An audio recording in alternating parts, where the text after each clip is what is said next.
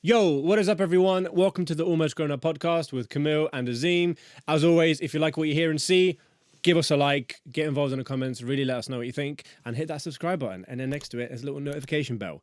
Ding it. Yeah? See you soon. I'm gonna bust me some nuts. 3, 2, 1. Nut.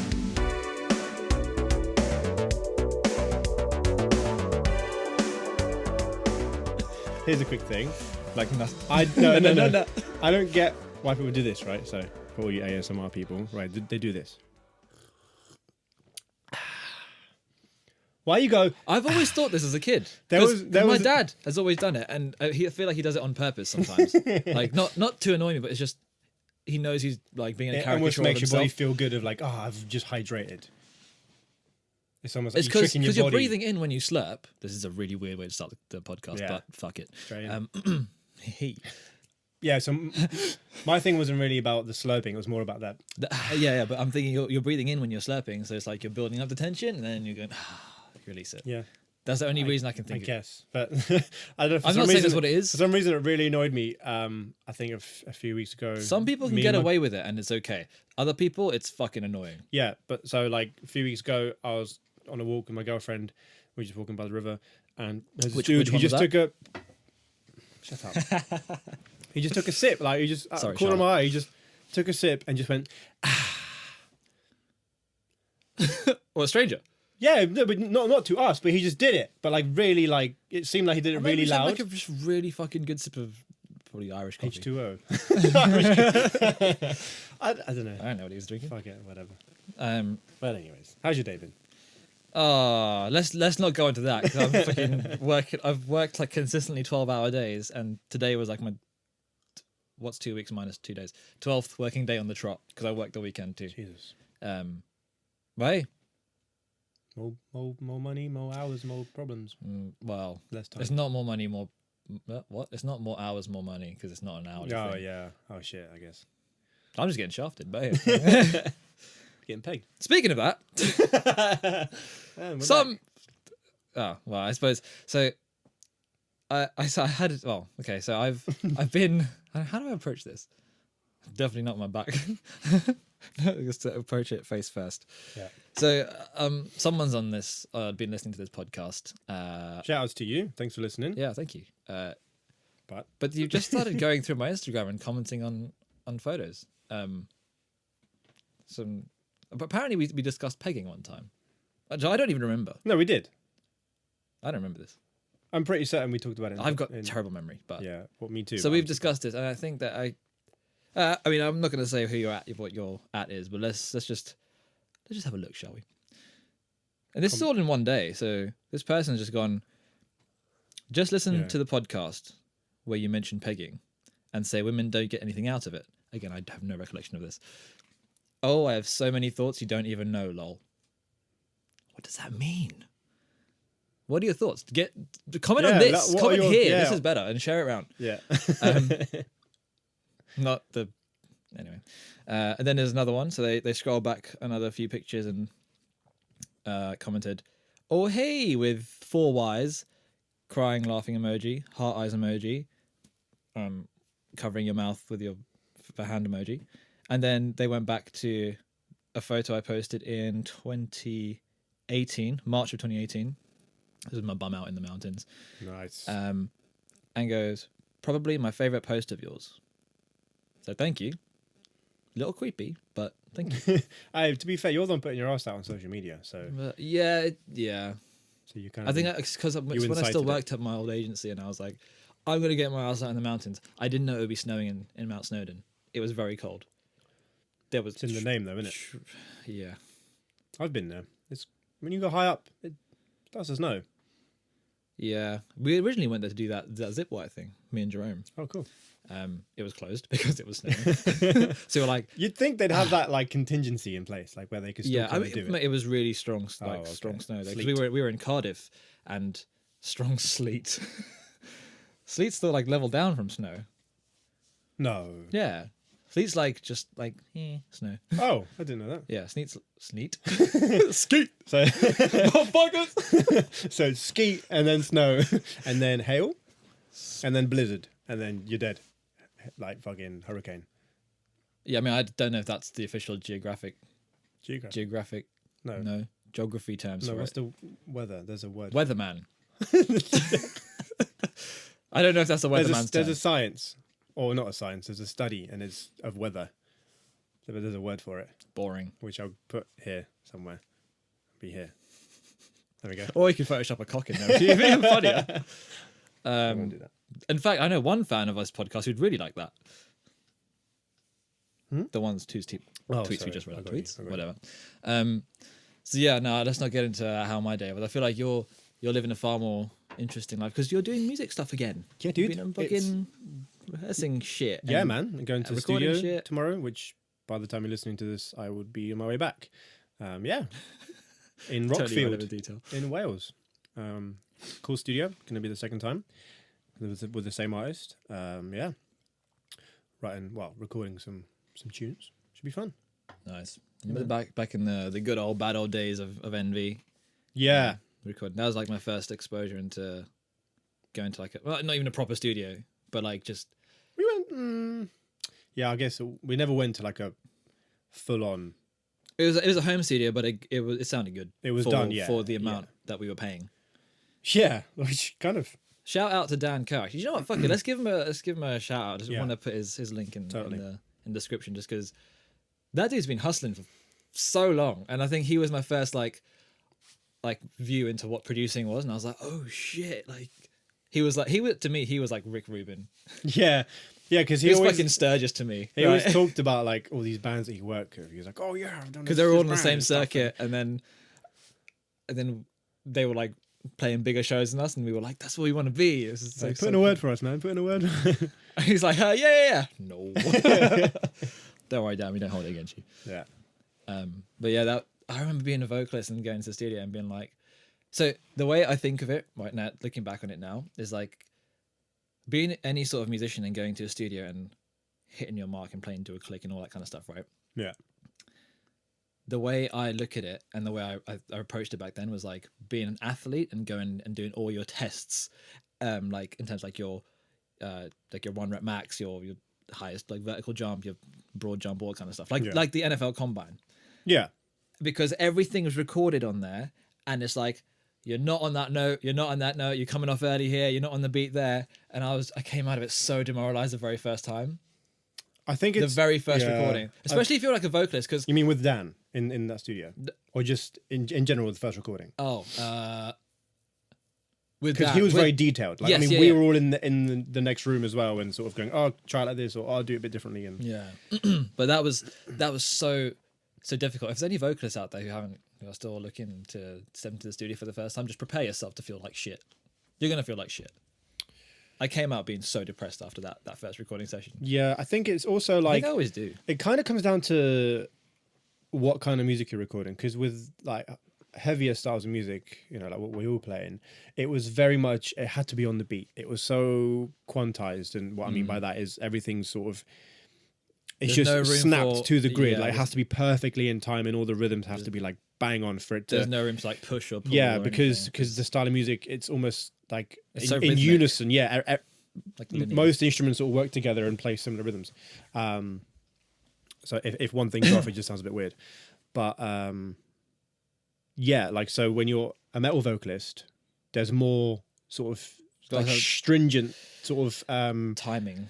yeah, but like just factors just put on that because you're like, oh, just bit better, bit better. And also that like I feel like I'm always trying to push my voice to the limit of the bit when it would just like clap out and just be like, nah, it's gone. Well, that's just where general technique comes in, isn't it? But I guess if you're in the studio and you're going for that sort of harsh Because sound, we also or had like whatever. one day to do that, and I was like, yeah, the harsher sound is just gonna like blow. Did your we voice do a up whole front. song in one day or 2 Just days? 2 days. So we tracked the drums first. And then bass, and then guitars and vocals were last. Yeah. It's scratch guitars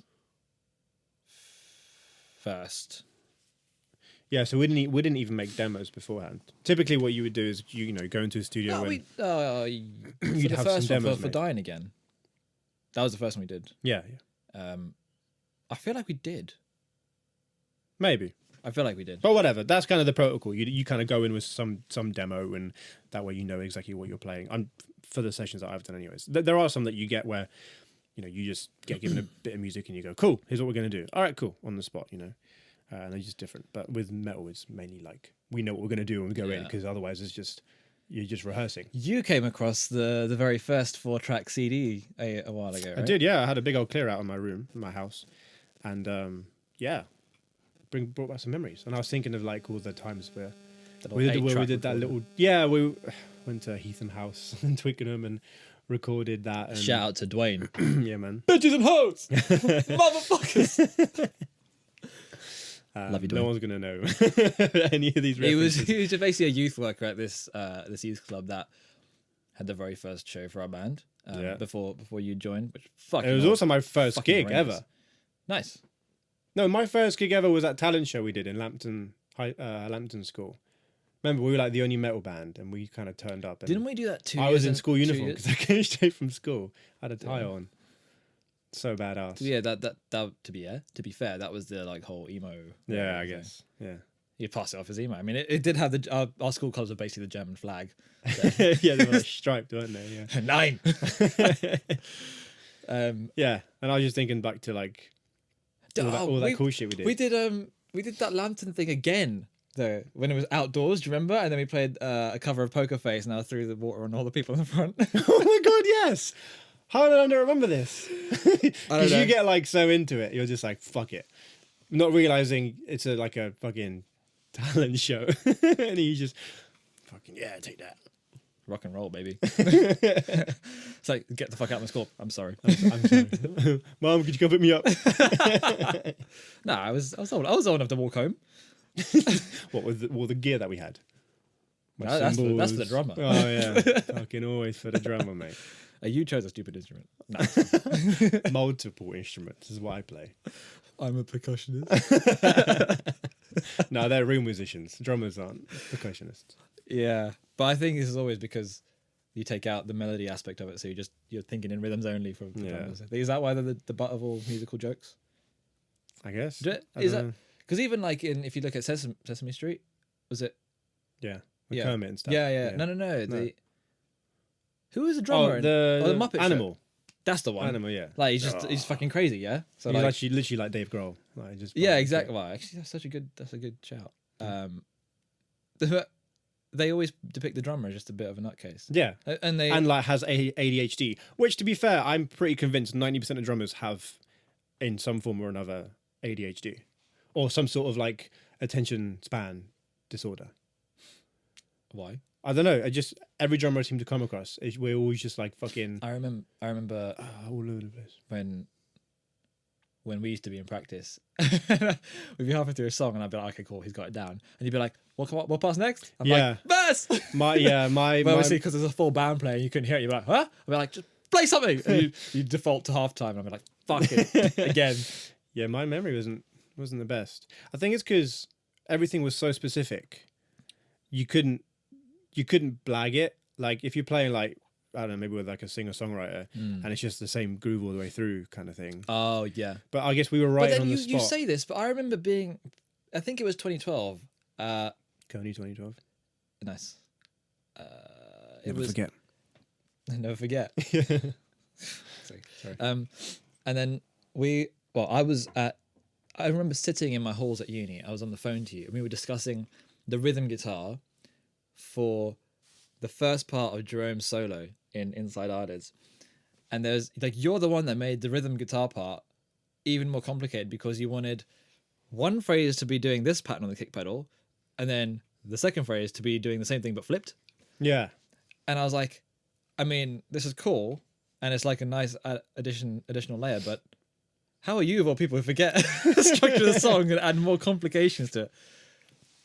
I think when I like write something, it's easy for me to remember it because That is true. That's kind very of true. came up with it or I helped to create it. Whereas when you're jamming something That you've been told. with a right? band, or you've just kind of done it on the spot, it's like, what did we just do? Huh? Did anybody record that? No? Okay.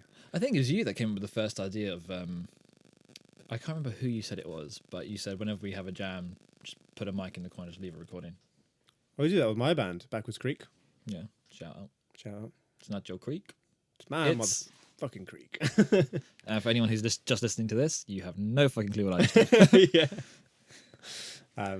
Yeah, it just depends on the scenario, really. And as you know, it's just like any profession. The more experienced you are, the more kind of, little tips and tricks you have to help the learning process. Now I just write everything down, which kind of makes sense for me. Just forgetting shit all the time. Have a little chart, cheat sheet, done. It would look pretty lame though if you were at a metal gig and you had Music stand. Page turn. Do you get a page turner? Some. Or just put it on a pedal so it goes. Yeah. Like a gust of wind. So I used to. So when I did like West End musicals and stuff, Green Day musical, I would have it charted out because it was so specific, and I would be playing like turn trying to like keep the beat going. And I got so good at going from the snare to like swiping and then going back to the snare. Like, I remember watching this because I was stressed. Remember when I sat in the drum booth for one show, and I was there like, this is sick. Obviously, I had my earplugs in because it's loud as shit. And I remember just seeing this motion of like pointing every now and then. I was like, what the fuck's he? Oh, because I was sort of like to the side, so I couldn't really see what was. I couldn't see the screen. So you just kept like in my head, you just kept doing like this every now and then with your left hand. Yeah. That was weird as fuck. But yeah, man. But anyways, going back to the band. The band days are... Yeah. Our one and only tour that we ever did. And any bands out there listening or any musicians out there listening to us who have either done their first tour and know what that was like, the feeling. And those who don't know or haven't done a tour. Just don't. It's great, but like Learning. You will make no money. You sleep in a van, which was kind of fun. It was fucking jokes, bro. I remember Jerome. Like, this motherfucker takes like 10 hours to get his bearings. Like with me, I'm quite a light sleeper, I think. So usually like I wake up and I'm like, okay, I know I'm not going to go back to sleep. I know where I am. Let's go. Let's do something. And like I can probably hold a conversation within about 30 seconds of being woken up. Right. Maybe less. Right. Jerome, his eyes are like looking different directions. He's like, yeah, he is. Where am I? I remember that. This guy, I'm like, and like obviously you can't. In my head, I used to get frustrated with him, and I'd be like, and then I catch myself getting annoyed. I'd be like, why are you getting annoyed at him? He's just asleep. Right? And I'm like, how are you taking you so long to figure out where you are? Like what happened in your sleep that it was so deep you forgot? Like 6 hours, 8 hours before. Like where? Oh, it was fucking cold in that van though. I think it kind of depends how. I don't know if that affects your memory though. How people sleep though, and just their general pattern of sleep throughout the night. Because I'm kind of similar to you, whereas Jamie, the singer in my band, our band, These chicks don't even know. he's like that too, where he kind of wakes up and he's like it takes him ages to wake up, but that's because I think his sleeping pattern's fucked, and it always has been, and he just finds it hard to sleep. So I've found it hard to sleep, right? But I feel like I couldn't legitimately complain about my sleeping until I cut out at least most of the caffeine in my day. So I was drinking like 3 or 4 consistently, and the timing. And I'd usually try and cut off around 2 p.m. because like caffeine's got like a 6-hour half-life, so it'll be half as effective 6 hours later still. So you stop drinking coffee at 2, 6 hours later, it will still be in your bloodstream half as effective. Okay, right? Got you. So I've started doing just one caffeine one. Now it's just decaf onwards, and my sleep has improved massively. Fair dues. Like so much. I don't struggle going to sleep as much. It's not a big deal. I can wake up at 7 because I'm working 12-hour days. So I'm still sat there like exhausted, but you'd also like, I remember before lockdown or even in between the lockdowns, you'd go to bed at like, I don't know, 9 or 10. Then you wake up at like 4 a.m. 4:50. Everyone always hears a 4 remembers that. It's just basically 5 a.m. It's basically 5 a.m. Still fucking early. To then go to the gym. I remember you would go to the gym, which is in Farringdon, so like, I don't know, about an hour on the tube. Or yeah, it's hour about and a bit. Hour and a bit from door to door. Public transport, with his fucking mask on, to go work out, to then come back home, to then work from home. Oh no! So that's when the office was closed. Yeah, okay, I did that like for a month maybe, and then I realised. Yeah, but you still did it. It's easier to go to Hammersmith, which is Still on no, not Hammersmith. White City. Yeah, but you still did it, and it's like the We're not Black City yet. Sorry, I don't know what that was. Jesus. But it's the Brown persistence City. of it, isn't it? And that's kind of what we sort of talked about beforehand. It's like, you know, the whole us doing the band thing is like it's all just about persistence, really, which I think we kind of struggled with in Do the you know early what? days. I was thinking about this actually earlier this week. I've always thought persistence is a good thing, but I feel like there's a point where it can be of detriment to yourself, such as if you're like just a naturally resilient human, right? So you get beat down, and you're just like, cool, keep coming back because you're like, I can do this, I can make it work, whatever it might be. What if it's in a relationship and it requires an equal amount of effort from the other person, right? This is a situation where you're like, oh, I can still quote unquote fix them.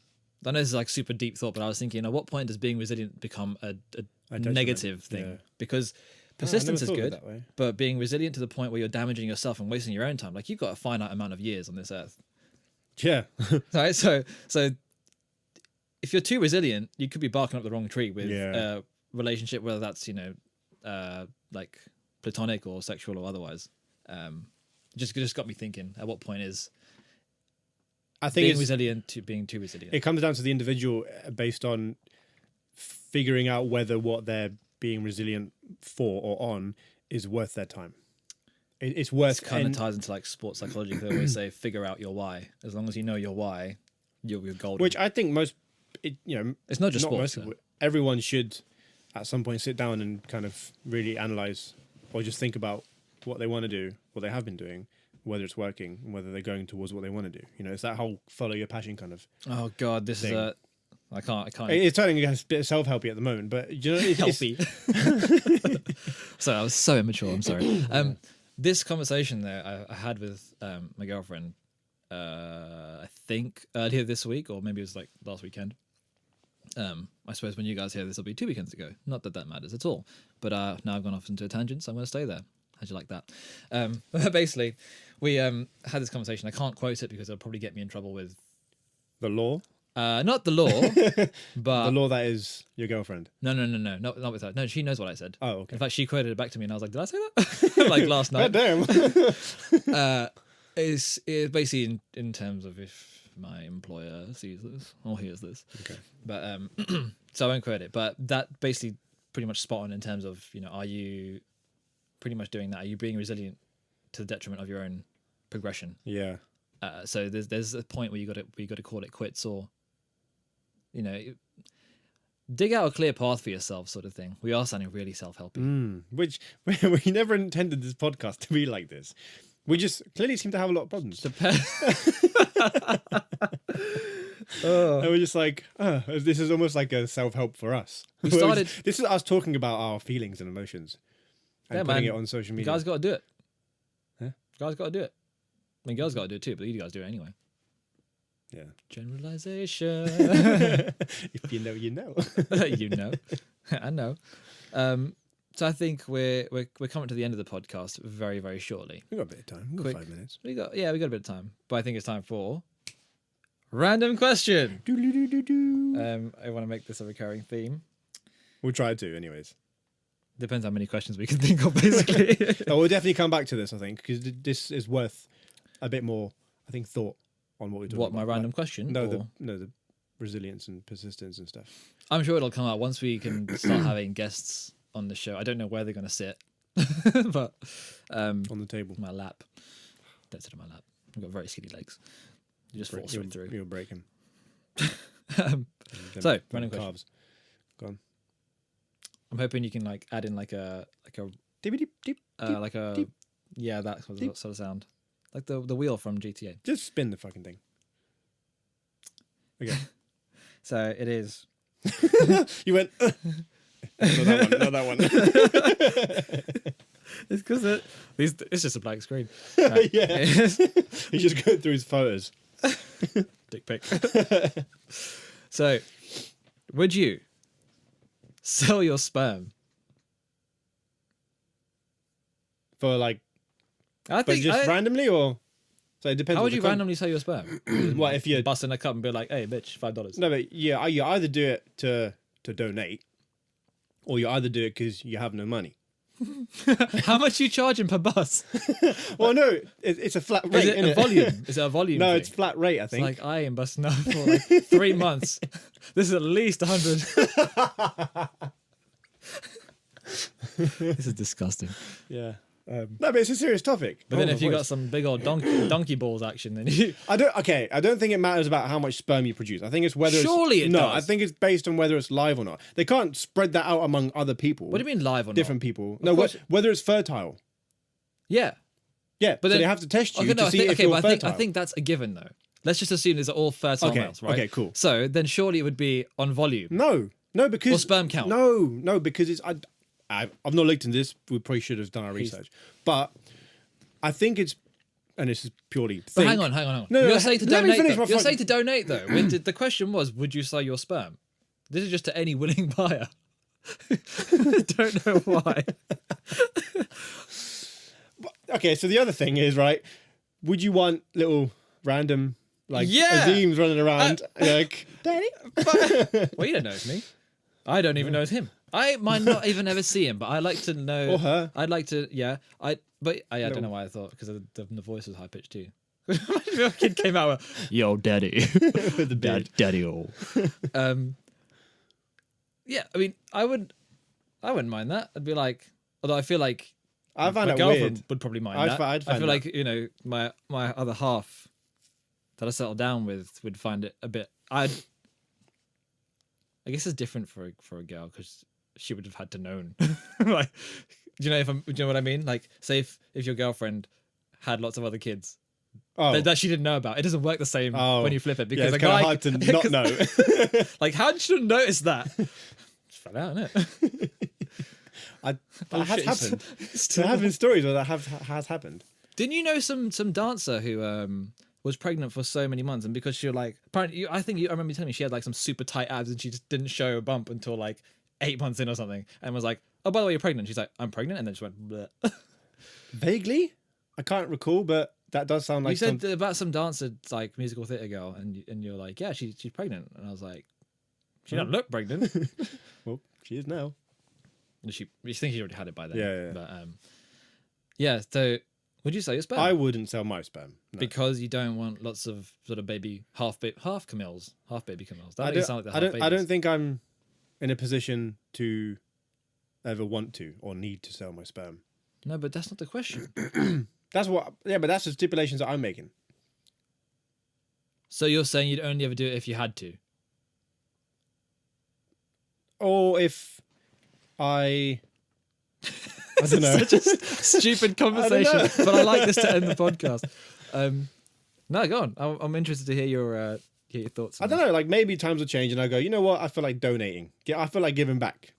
Yeah, but donating is not selling, because you're donating. Oh shit! Yeah, hang on. Yeah, but you're doing both, though, aren't you?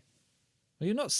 What? Yeah, but you're not selling it like to some You random. don't go. like- I'm going to donate to charity. Yo, pay me. Yeah, but you're not selling it to like someone on Gumtree or like Facebook Do Marketplace. you know what? I bet Craigslist definitely has someone selling a little vial of their. But Craigslist is vial gross. or Though. I man think juice. that's like the dirtiest of stuff that you can find. I'm sure that I've seen at 'Cause least like Gumtree and 3 comedians eBay- do a bit on like Las Vegas Craigslist. Like that's some rogue shit you see on there. People they collect their belly button fluff and sell it. What? Legit. But why would you ever? I don't know. I only know this because another YouTuber, I think I've shown you him. I can't remember his name. I know what he looks like in my head, as opposed to my elbow. But I know what he looks like in my head, but I can't give him the name. But he basically goes through Craigslist and does like Oh, just finds all the random shit they can. yeah. He's got like a full series of them, like part 1, part 2, fucking how many. Oh, jeez. Okay. Worth checking out then. But I think I would sell my sperm. I think someone out there could do with some Azeem sperm. How much is your How much is your load? No, how much? Like, Extra it's, large. if they were like, oh, for a tenner, would you be like, nah, I'm worth more than that? Anyway, it didn't Or would you then just go back and just keep donating until you, I don't know, have enough to buy something? run dry. Hmm. But this is what I'm saying. This is why I think it should be based on volume. Because if you're running dry, then you're like, well, I can't charge you tenner for that. That's immoral. Yeah, but I feel like it would then be weird if they sort of halve that and then froze it in separate sort of. Why are you freezing it? Maybe That's what they do. They don't just give it to someone straight I away. love how you're taking this like they're actually going to use it to make babies. I'm thinking there's just some creep on Craigslist who wants to buy some cum. I meant like for reproductive reasons. That's why you would sell your sperm. You wouldn't just. That's fucking weird. This was never stipulated. Yep. The question was. But it's kind of a given. Nah, the question was, would you sell your sperm? The purpose for which it's used afterwards was never stipulated. The camera's gonna die. I can see. That's fine. We'll call it quits there. we'll say, you guys let us know. Would you sell your sperm? Or ladies, would you sell your eggs? That's a great way to end the podcast. Are you? Keep going. You couldn't be putting it back on just to say goodbye? Well, yeah, because After this conversation, I wouldn't want to see us. Sorry, mum. Yeah, if you like what you hear, guys, we are on Instagram. If you like what you hear, you're fucking weird. twisted. Yeah. You're an absolute psychopath. I can't remember our Instagram, so just follow me below. Almostgrownup, but there'll be a link here. Like, comment, subscribe, all that good stuff, and we'll see you in the next one. Smash that bell. Peace.